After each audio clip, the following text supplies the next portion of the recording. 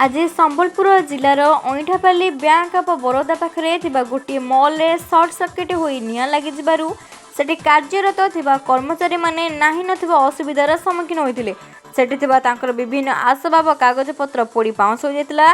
Fire विभाग कर्मकर्ता आसबा तक सेठारे कार्यरत थिबा कर्मचारी मानकर सेही अग्निकांड रे किछि क्षयक्षति होई नथिला।